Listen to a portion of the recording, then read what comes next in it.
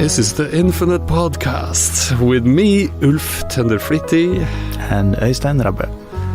We're venturing into the great unknown that is our insides, our souls. Yeah, and seeking we're the trying truth. to figure out what's outside the outside, which is hard to figure out when you're inside the inside. That's tough. Yeah, but we're still trying. Yes. Yeah. This episode, it's quite an enjoyable one. We have well, you've been to a concert, Yeah, I've and been to that sort of concerts. spins us into interesting territories regarding emotions and music and film. And we talk about Rudolf Steiner. Yeah, I want to know more about him. Yeah. And also the Black Mirror episode Bandersnatch on Netflix, which I highly recommend you pause now and watch it before you start the episode. Yeah. Instead of... Yeah, don't listen to us before you have watched it. Yeah, watch Bandersnatch. Yeah.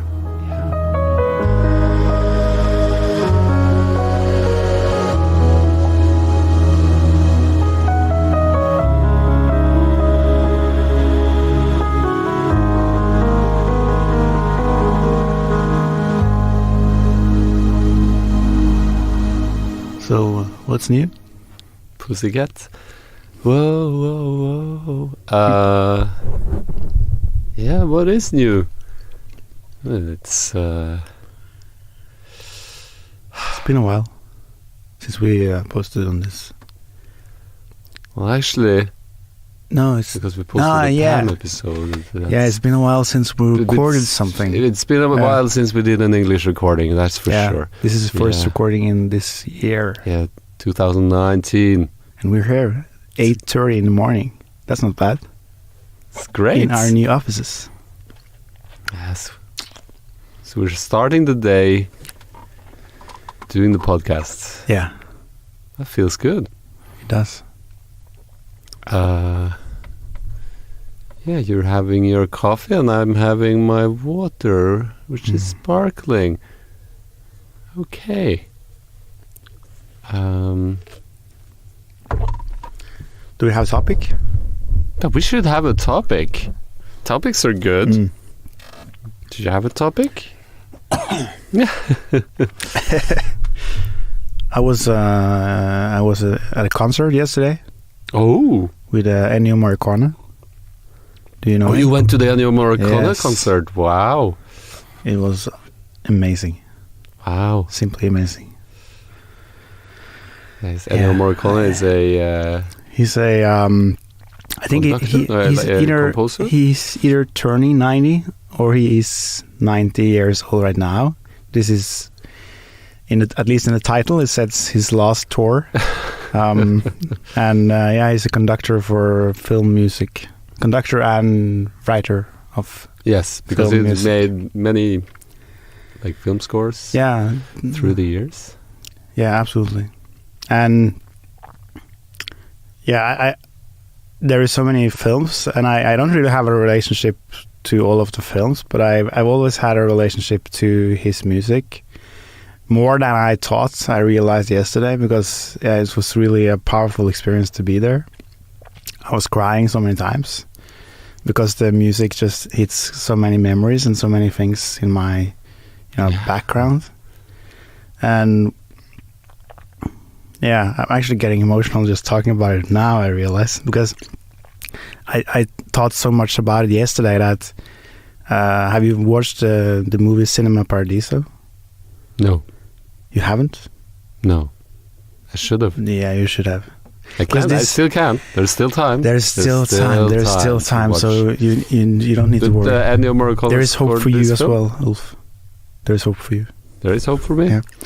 Oh. Yeah, it's an old film. I think it's 30 years old. I think it actually came the same year I was born. So I think no, maybe that's another one. Yeah, so it's around 30 years old, I think. No, it's not that old. It's I don't know. Is that like a Pedro Almodovar movie? It's probably at least 20 years old, and I don't know who's directed it or produced it or anything. I just love the film. And I watched it when I was quite young. I think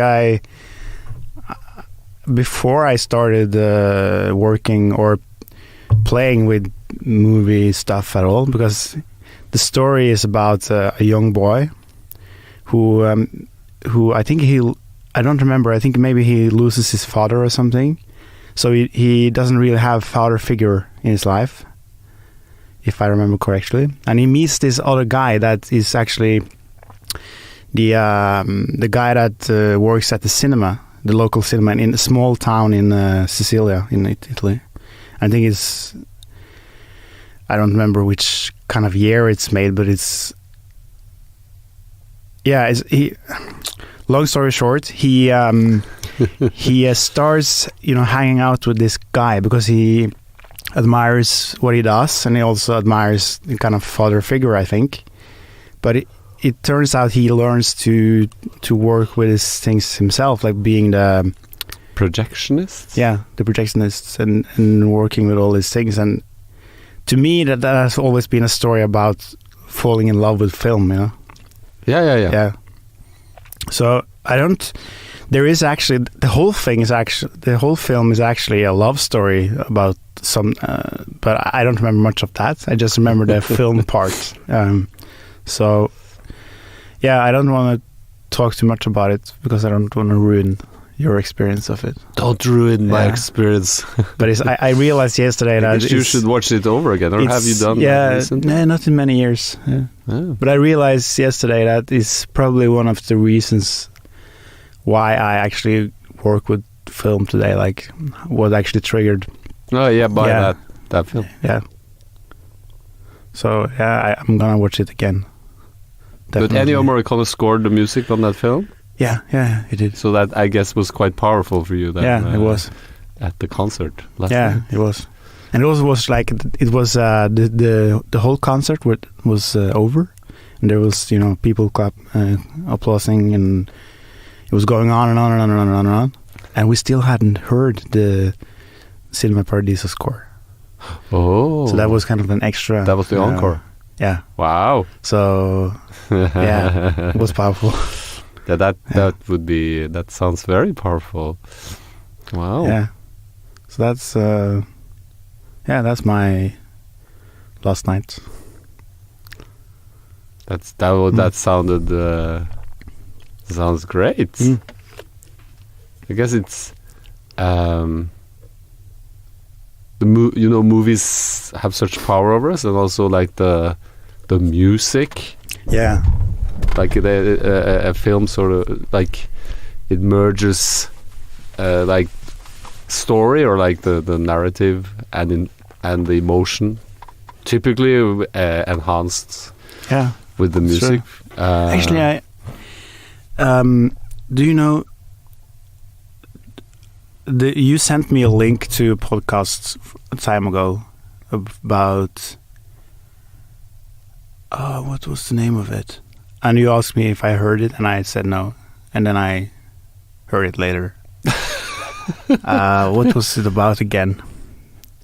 I did send you a Pete Holmes. Yeah, Pete Holmes and this other guy that was a guest there, and the guy who had been working in porn. Yeah. That was a really good episode. Yeah, it was a good episode, and I listened to the whole thing. And this guest was talking about a lot of things that I have been looking into before. I don't remember exactly what right now, but he also mentioned Rudolf Steiner.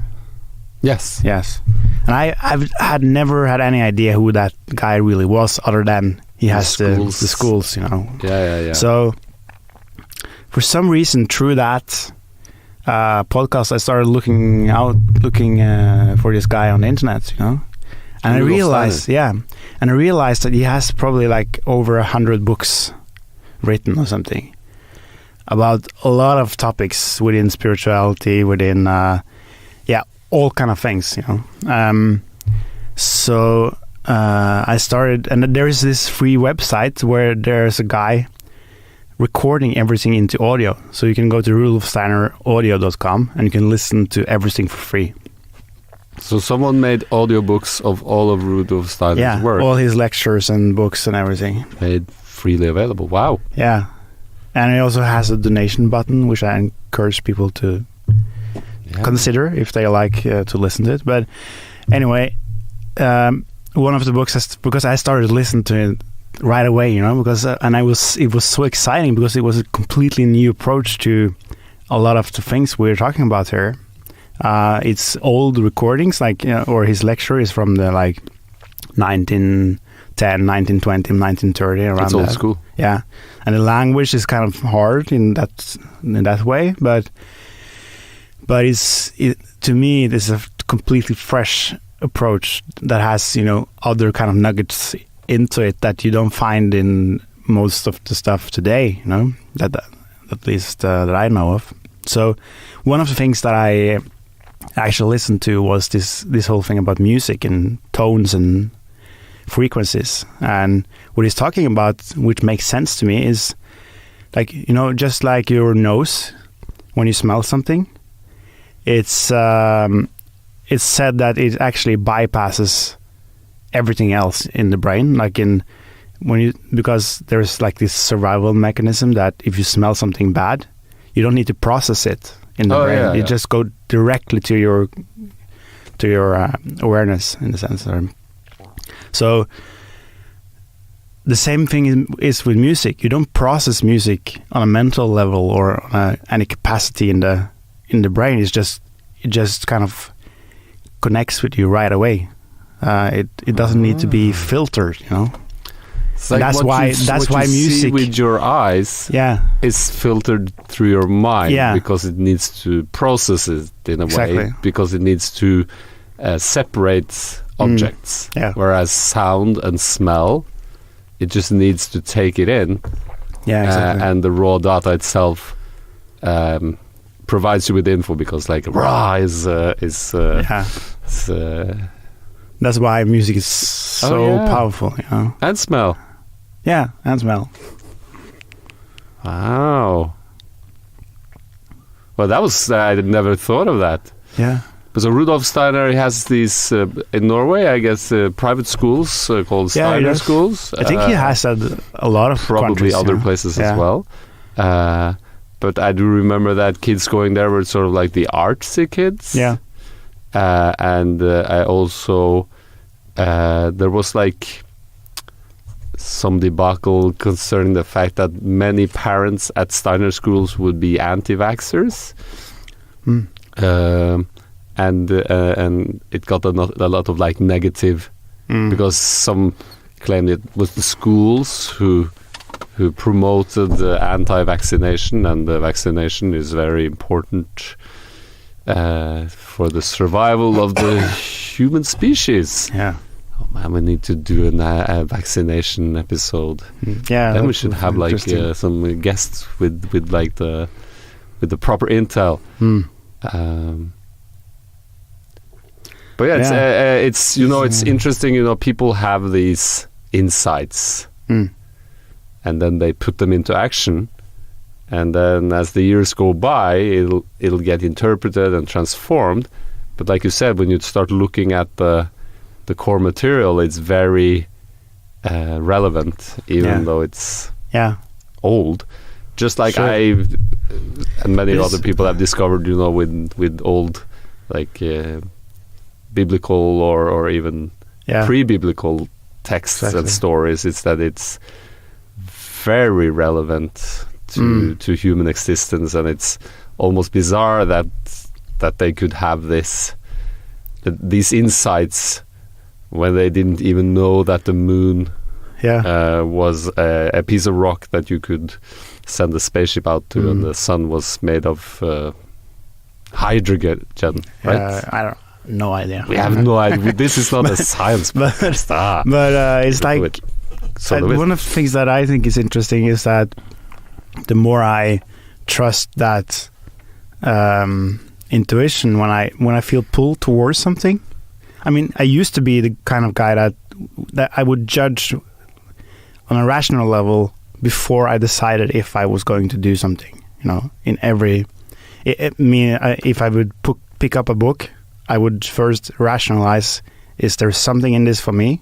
Yeah. But what I actually do right now is that when I sense that I'm pulled towards something, I just trust that, okay, there is something in that book that I could benefit from, and I don't need to judge the whole book.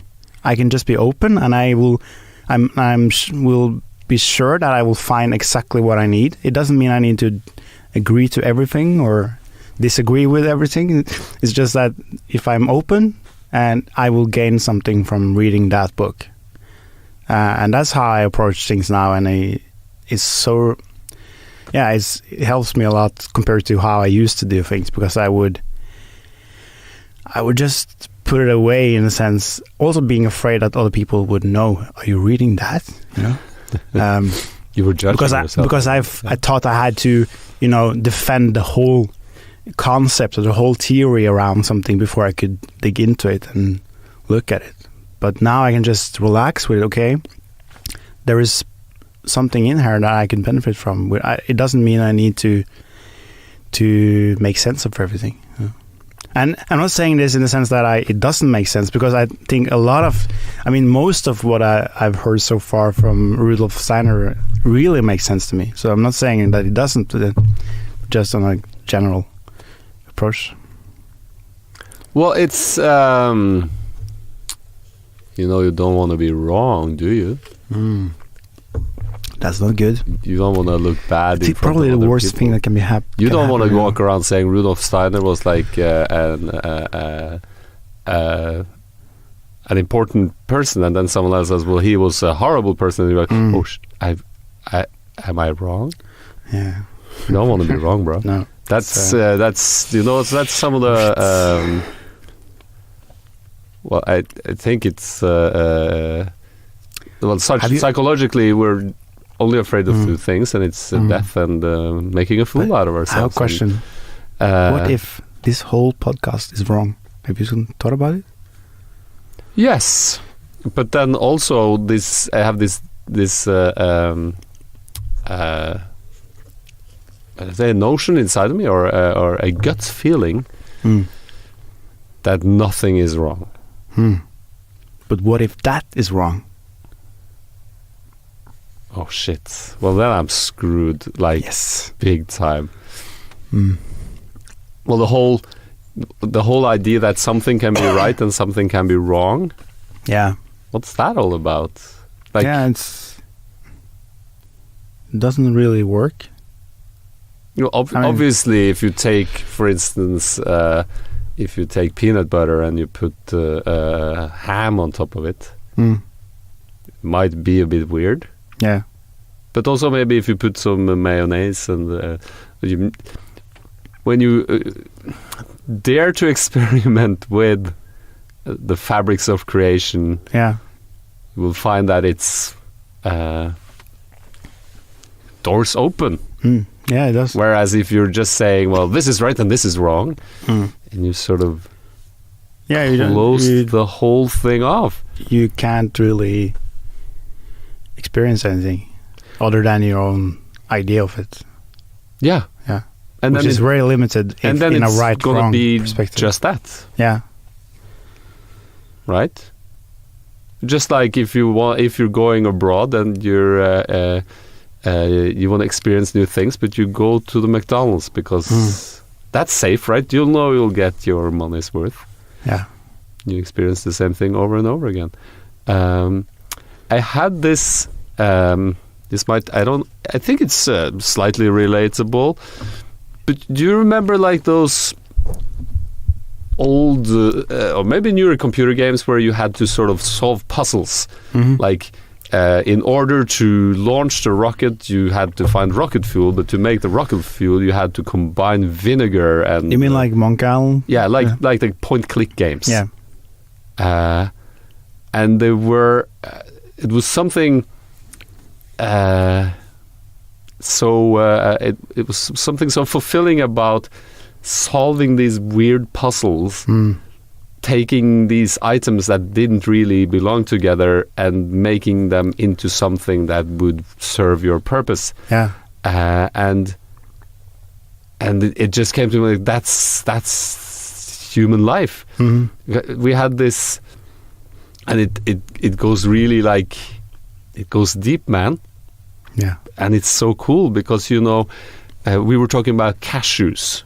Mm-hmm. Like the nut, the snack. Yeah. Cashews are in a shell that are poisonous. Yeah. How the fuck did we manage to find out that cashew nuts were edible? There is, like, you'd probably eat one and you'd get really, really sick and you might die. Yeah. So for thousands of years, humans have been looking at the puzzle in the Monkey Island way. Yeah. Okay, but what if I think it's like you boil it, or it's like, it's some very random technique, and then it's a delicious snack. But up until that point, it's deadly. And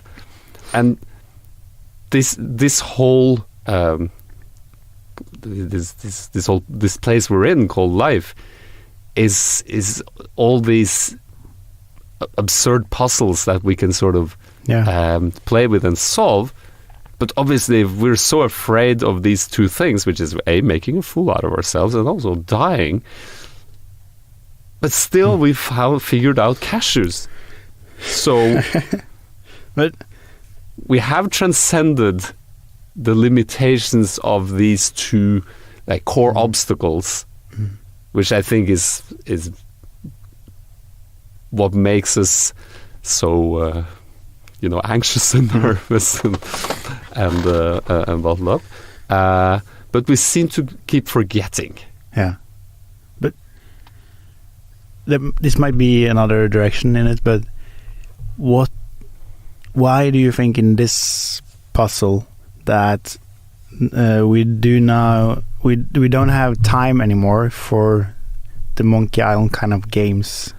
Yeah, because that's very, I think that's because that was also something that I was pondering, was the fact that now these games, because this Christmas I was playing this Back to the Future point-click game, and I really enjoyed it, but at the same time I was like, this is it's too slow, man. It's and you have to do, which I think is magical, so you're doing this and you're going there and you're doing that and you're going there, but it doesn't work, so you have to repeat the whole cycle, which is very what we're doing in life. But it was like, man, that's boring. That's boring. I just want to get to the place. Why is it making it so difficult for me? And also, I guess, have you watched that Bandersnatch? Yeah. Have you watched it?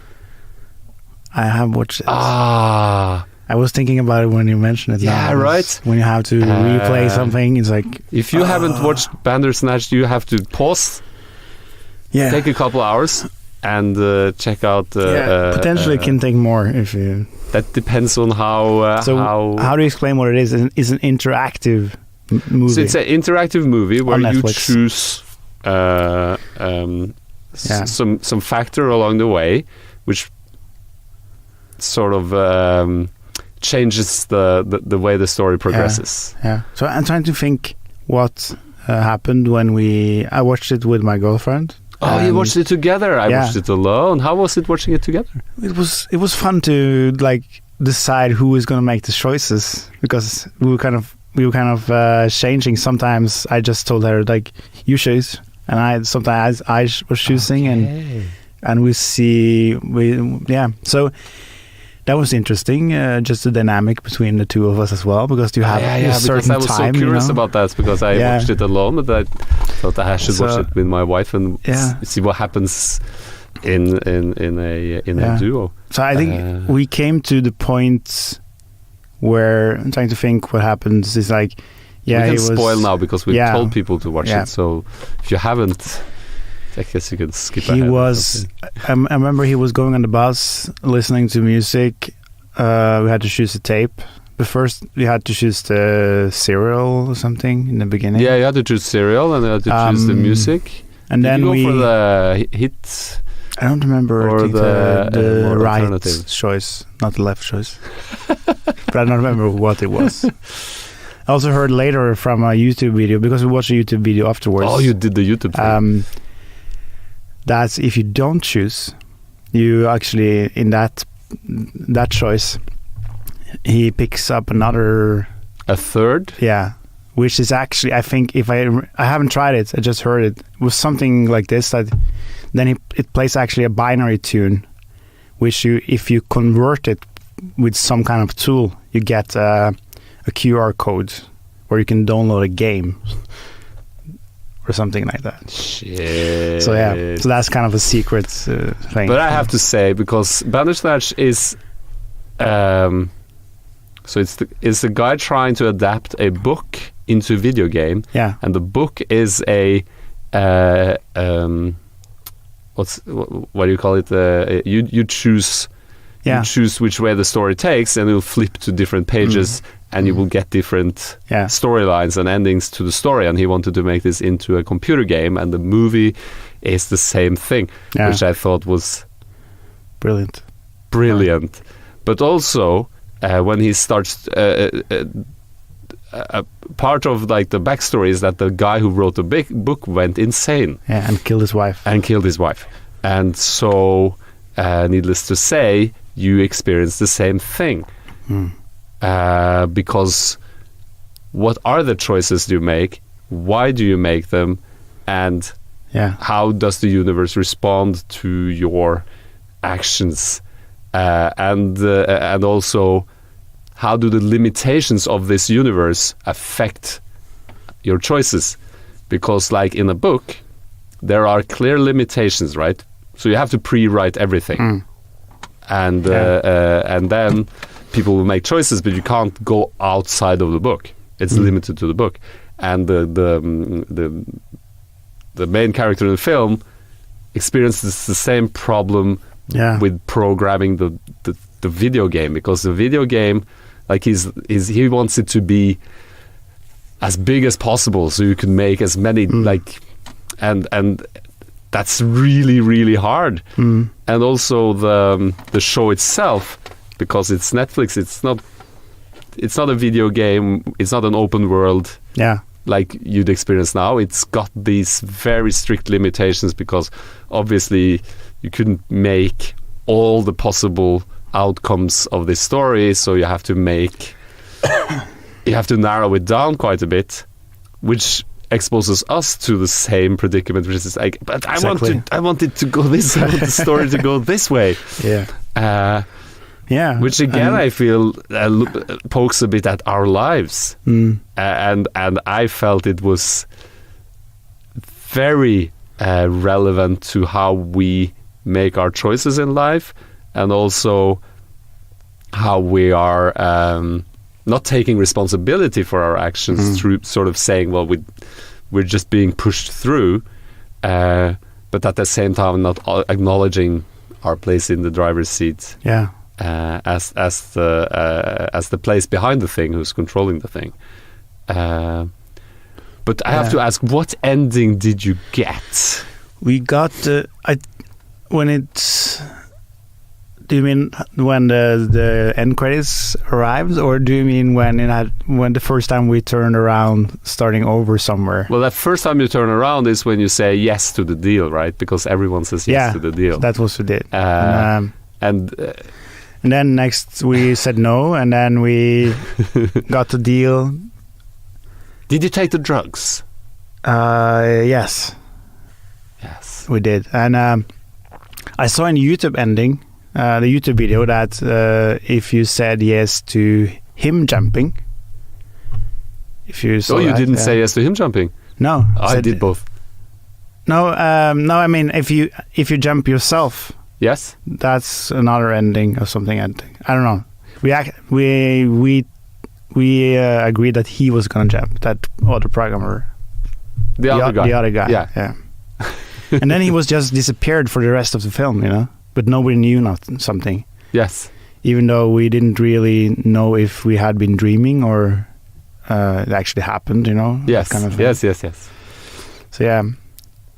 So how was the ending? We struggled a lot with some things there in the towards the end where should we? How was it again? I think the other thing that happened was when we arrived at the therapist again after actually having been telling our guy that he's controlled by Netflix or something. Oh yeah. When he goes to the shrink and talks about Yeah. Netflix, I found that very. Then we tried for some time to figure out how to do it through the therapist. That I think we tried to jump out the window, and then they actually stopped the whole film, and the director was coming and telling that we can't do that. Yeah. And then we had some other struggle with the ending towards killing the father, which didn't work as well. Yeah, that doesn't work that well. But how it actually ended, I think, was at the therapist, but the father coming, getting him. I think that there was some kind of choice we made before that made that actually becoming the ending. Even though it wasn't the ending at another time. So yeah. I don't know. So that's how it ended in our case. Yes. So I found myself postponing looking into my past. Yeah. Because you'd be that whole thing. There is a backstory about the mother. Ah, yeah. And I remember all the things about the rabbit and things like that. And then there's the rabbit. Yeah. And so the main character lost his rabbit, didn't go with his mother. Mother gets killed, and you're sort of digging into the past, and it turns out your dad hid the rabbit. Yeah. And then it was this really, which I loved. I found it very, very profound. Is you get to go back in time and choose whether choose to unhide the rabbit, find the rabbit, and go with your mother, and actually die on the train with your mother, which I found was to be the most profound ending, because all the other endings ended with, as far as I could tell, I have not YouTubed it, ended up with him going insane and either killing his dad or being obsessed, and the video game turning out to shit because someone else had to finish it. I am still curious as to if there is a way to have it end with the video game being a success, but I think that there is some relevance also to our lives in which we sort of think we can change some inchangeable aspects of the human condition. Yeah. But it's always going to turn out that way. Did you see the version with the father being some kind of working for a company and training him as a kid? Yeah. What was and his mother wasn't. The mother was just an actress or something. Yeah, something like that. Yeah. I have to say I loved the whole concept because it was so like the levels of these problems, and also the fact that programming is really hard, and especially the type of programming where you want to where you want people to have choices. Like obviously now with the computer powers we have, we can sort of, it seems like you have limitless possibilities of choosing something. But then again, if you actually want to experience an adventure or something, you have to actually, there needs to actually be something that happens. Yeah, sure. Because if you wander around don't remember the name of the city and Grand Theft Auto, if you just wander around, you can run people over, and you can create all sorts of mayhem, but it doesn't seem to have any consequence on your the development as a character. Yeah. Whereas if you follow the storyline, you actually have to go that place to do this, and it does seem in a sense that in this life as well, if you just walk up to a random person on the bus and start like conversating with them to sort of find a different sort of go off script, it does seem to work rather poorly because it just doesn't. But then again, when you're starting to listen to, when it's not forced, but when you listen to yourself and you're sort of in a flow, you will find the people who will sort of take you further. Yeah.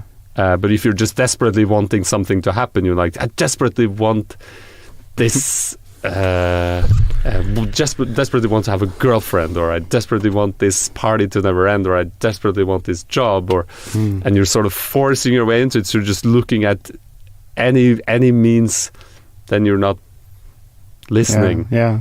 I think that's very interesting.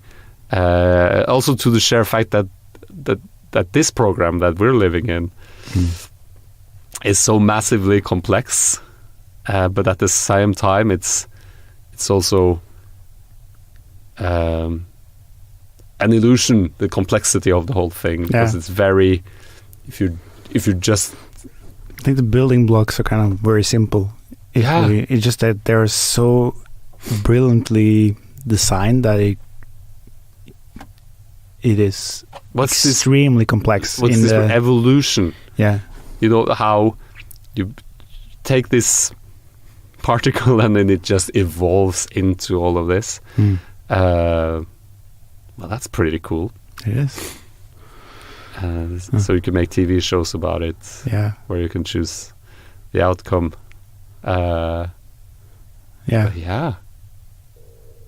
It's kind of weird that we are sitting in a box. You're referring to the studio, or you're referring to... Yes, and we're sitting in this box. We're kind of like... Is kind of what do you call it? Like researchers or scientists, in the sense that or explorers. You know, we just arrive at this. We go into this super simple, super complex computer game, and we find a box, and we sit down on our IKEA chairs and talk about what we have discovered inside of this box. That's weird, in a way, but not in a bad way. It was just weird. It's interesting way, like absurd way, really.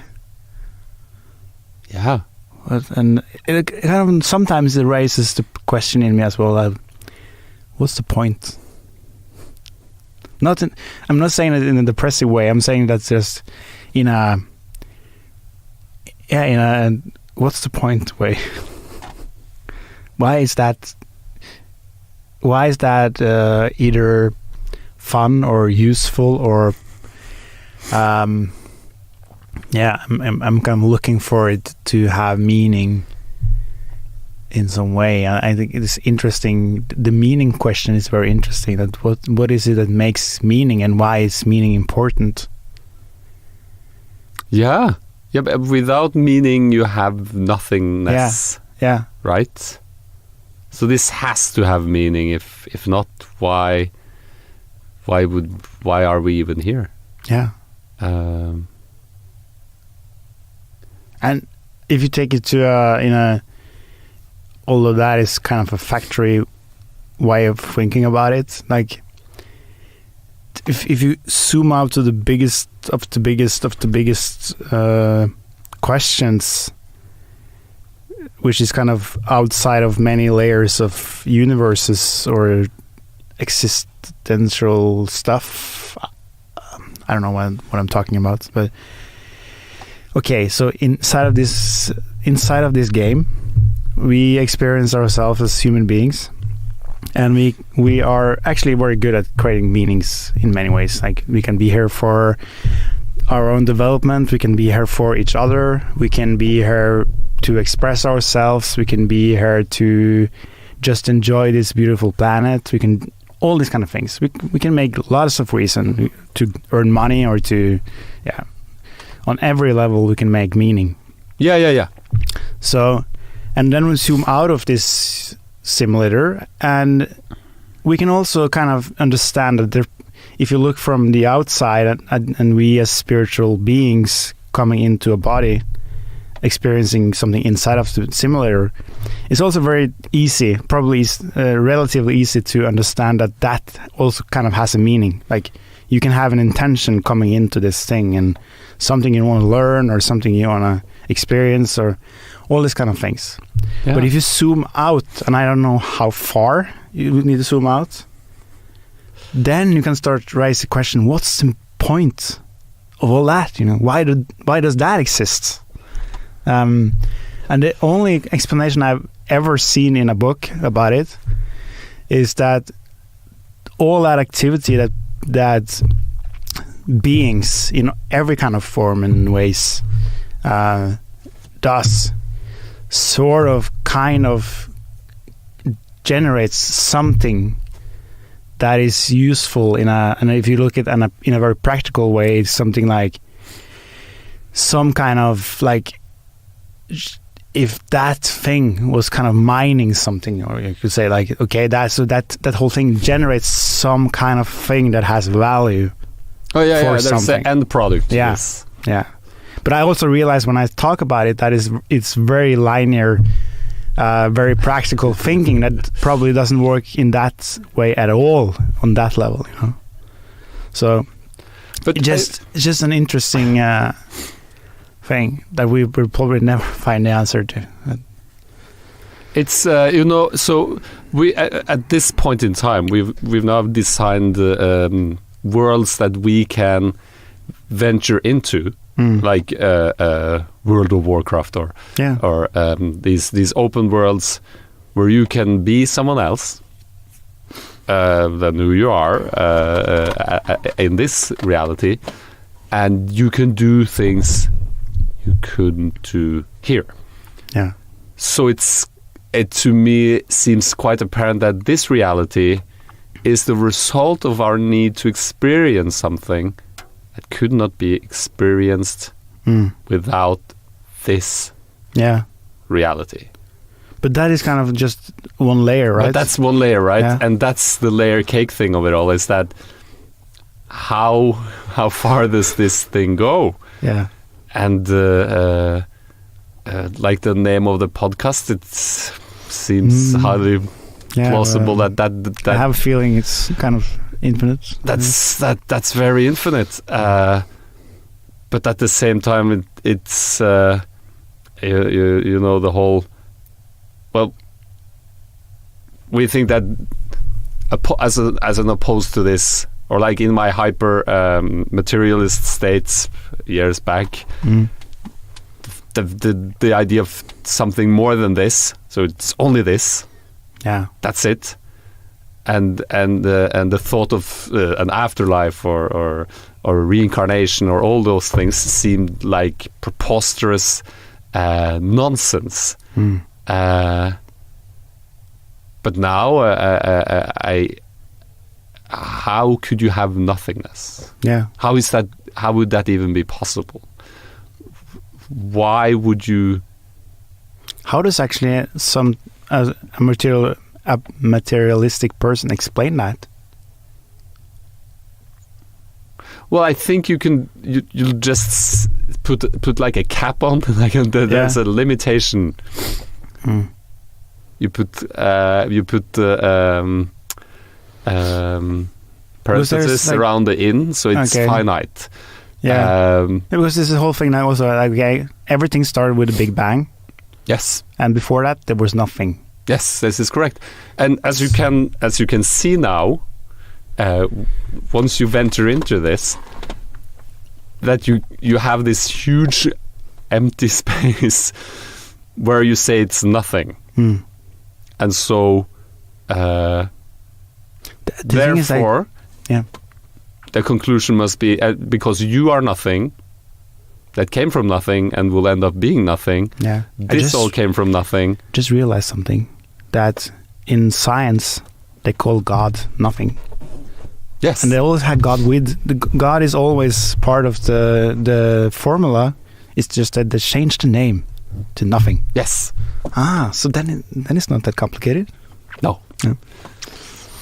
But we're still looking out into the great void of nothingness, which is what this is in. Yeah. Nothing. Yeah. That's fucking sweet, man. And there is nothing means anything. Yeah, it's but I last night I was I had this like it's just sort of the whole love thing sort of became very like real and tangible, because love isn't anything. It can only be experienced. Yeah. But it's quite absurd because it exists outside of time. Because you can love something that's been, or something that's never been, and you can you can listen to music that was made 1,000 years before you were born, and it'll make you feel something. But it doesn't exist. Just like if I cut you open to find your love for me, I will not find anything other than a bunch of internal organs and gore and all that stuff. But it's still there. Yeah. And so back to the whole nothingness. Nothing is love. It's all love. And I think what I was entertaining the notion or the feeling that we're so afraid of this nothingness, right? It's this black void, so it must be horrible, it's cold, it's evil, it's all the things you're afraid of, and it's love. And it's infinite, and it's the thing that lifts you up, it's the thing that catches you, and we're insisting it's not there. It's nothing. It's nothing. And it's everything. But it reminds me... Are you butting it? I'm butting it. No, it just reminds me that we also sometimes aren't really clear on what something means, in the sense that, okay, when we talk about love, what is love? You know, in the sense that I'm sitting there yesterday listening to Ennio Morricone conducting this orchestra and choir, playing a lot of love songs, you could say. Yes.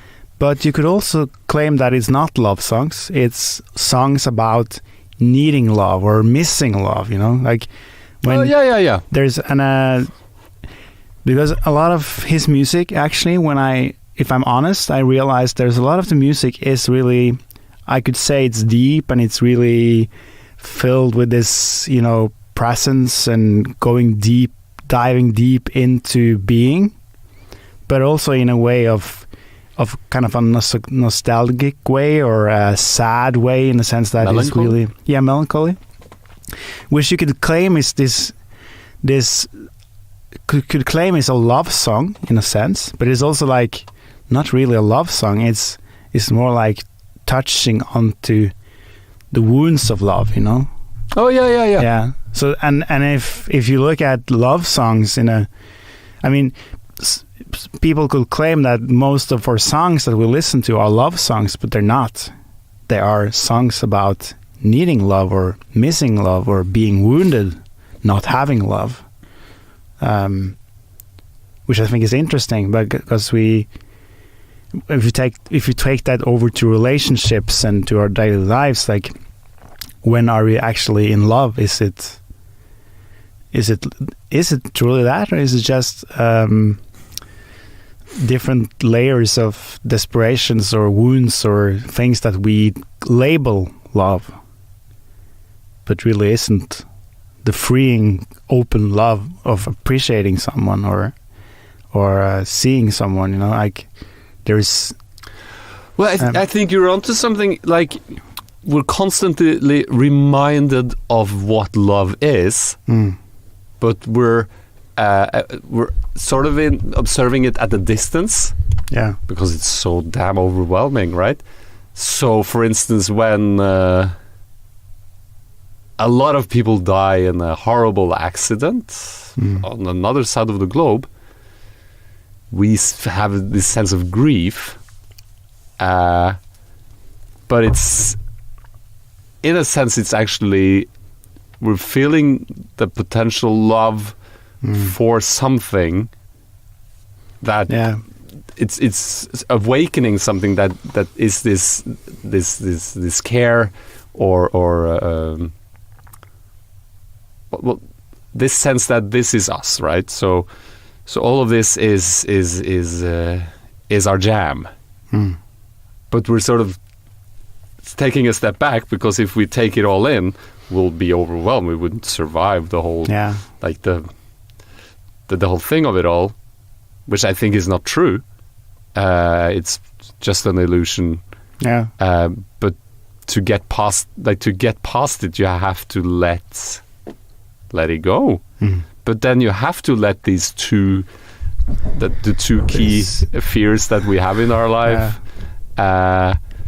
because we're sitting right now making fools of ourselves. In one perspective,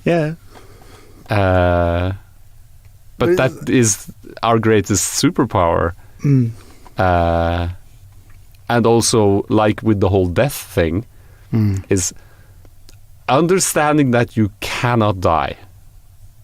It's impossible for you to die. Everyone and everything else will die. Yeah.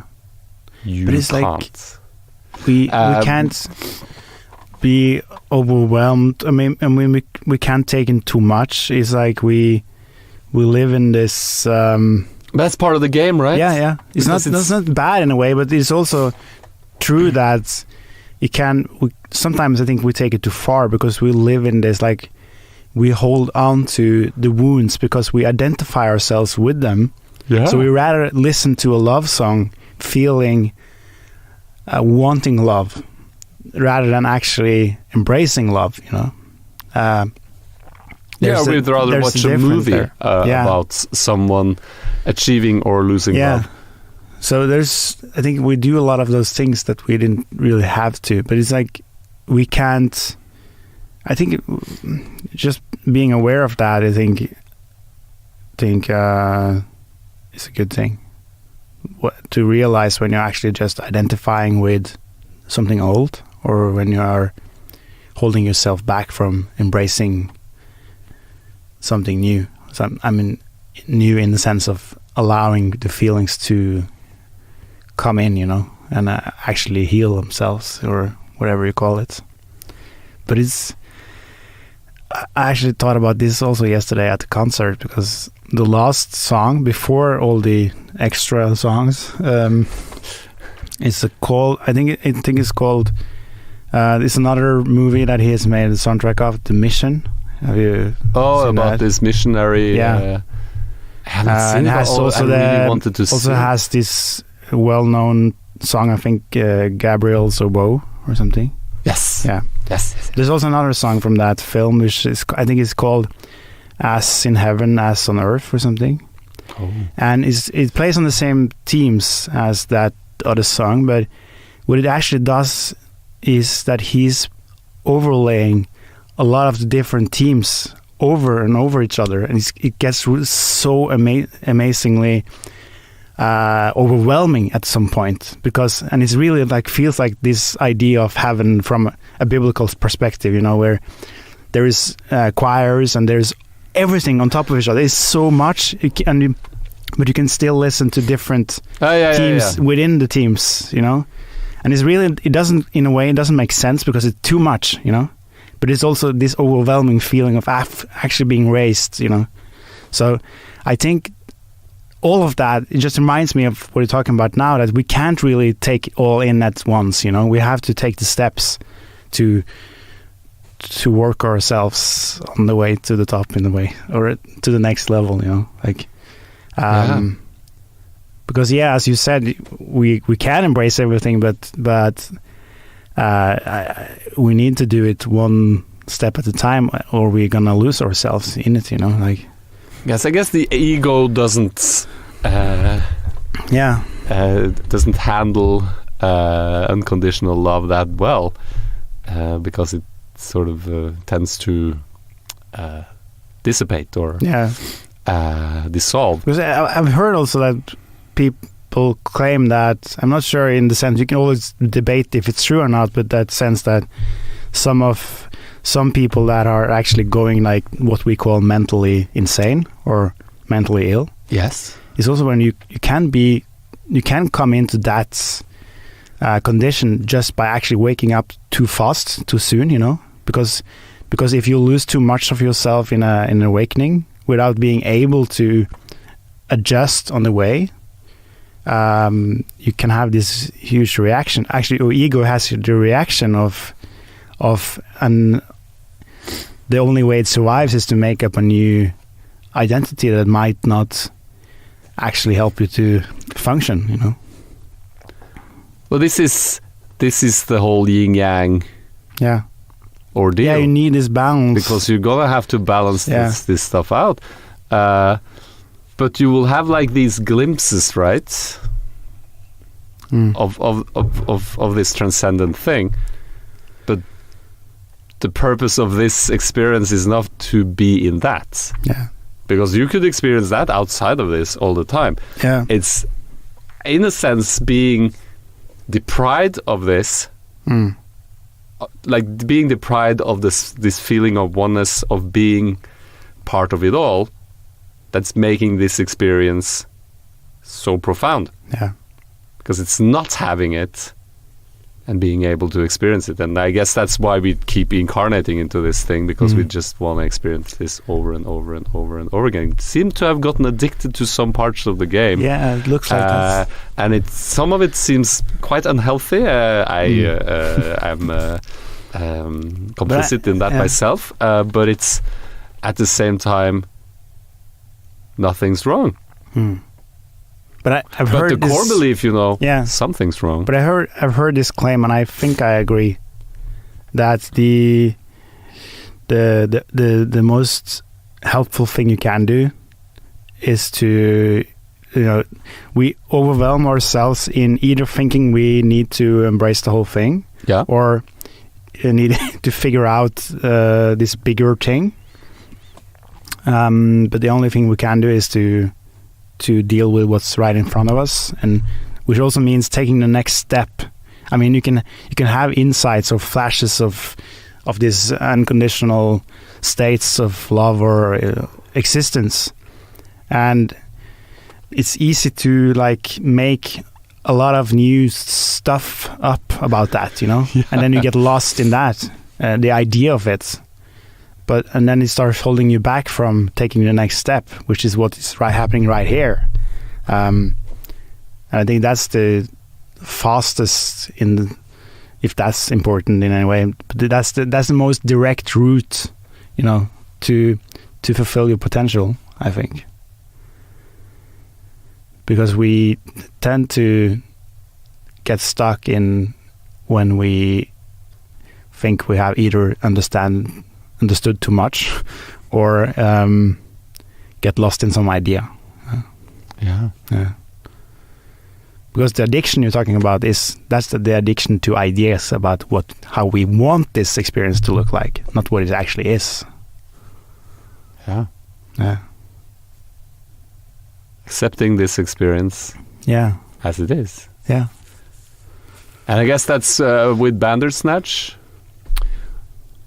I found to be what was the great takeaway is like when you've sort of played it through, so you've tried the different options, but then it ends and it's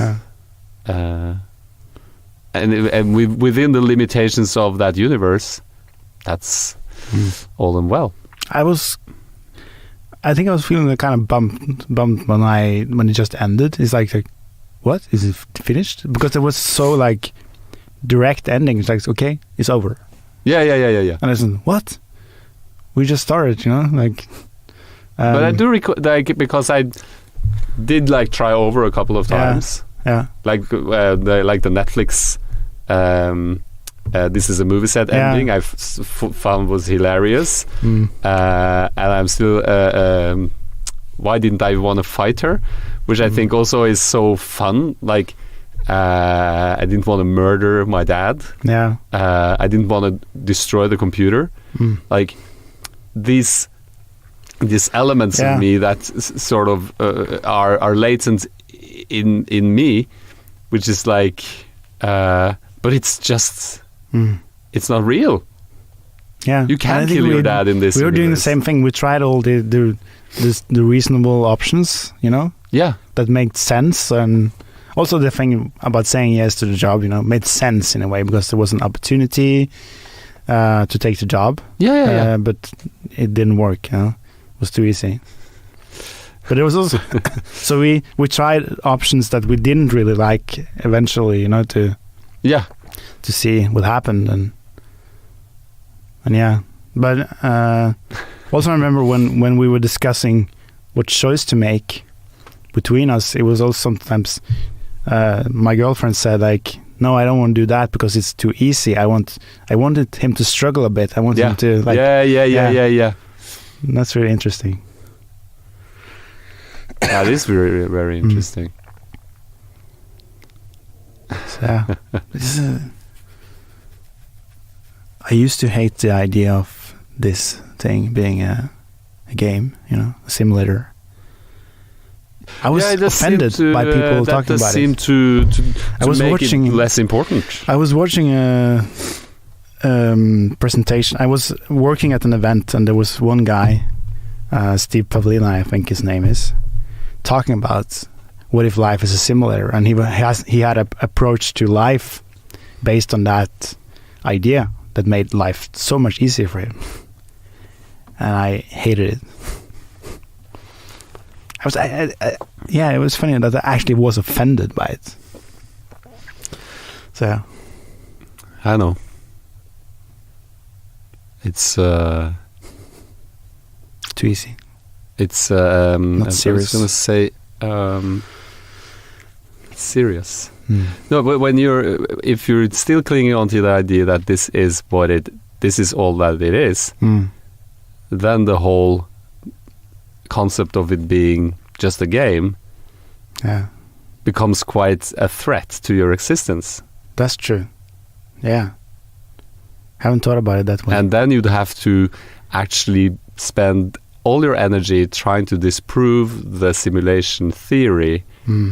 Because if simulation theory is correct, you are more than this. Did you know I was actually putting up an event with the name Life is a Game? That's a pretty gay name. But I didn't go through with it. I cancelled it.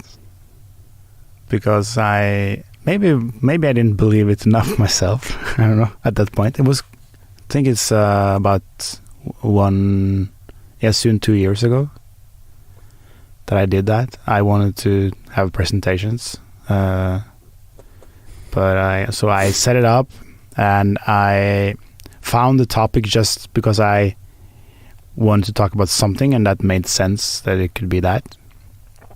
But I didn't promote it. I didn't even share it on my Facebook page because I didn't believe it myself, I think. So I canceled it eventually. That was actually a funny story because I was working so much on this thing, and I was so focused that I wanted to go through with these things because I was not doing anything for so long, you know. And then and my friend, which also was on our show, Jannike, we had a conversation about it, and she was asking me, but is it any fun to do it? Is it fun, or does it feel any good? And by her saying that, I realized, wow, I don't even want to do this. So why should I go through with it? If I went through with it, it would just be to push myself, not because I actually enjoyed it. And then I realized, okay, I should cancel it.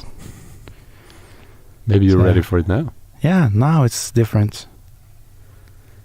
So now because what I did then is that I canceled it, and I realized I'm not ready for this kind of things. I just have to let go of all my ideas and start over in the sense of just, okay, I need to start enjoying what I do. And then I didn't do anything until now, which I have started doing things. Yeah. So, and I know this year I will do presentations. So this is 2019. Yeah. So that's good. It's a good year. Yeah. It's a good year.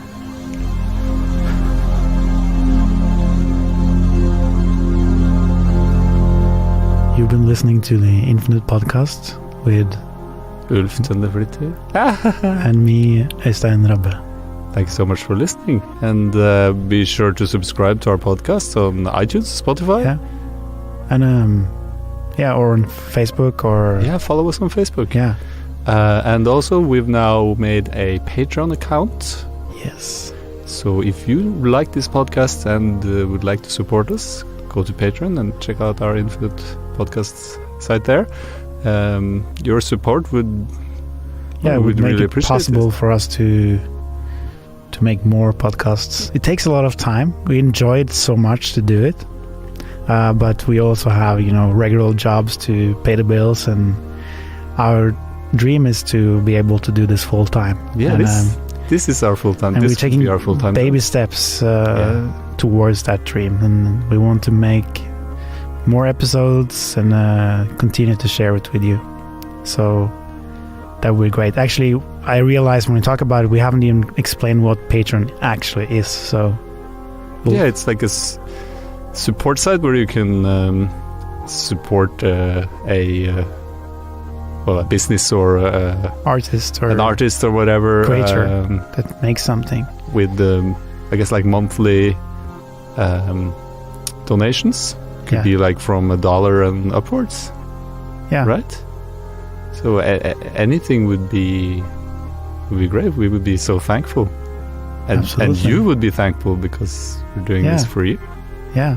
And it actually gives it's a good feeling sometimes to actually help the things you care about. So if you're listening to us and you care about us, but I mean seriously, it's a good thing to contribute to the things that matters to you. So that will we're not asking you to pay unless you actually want to see this podcast grow and unfold into what it's about to become. Infinite greatness. Yes. Thank you.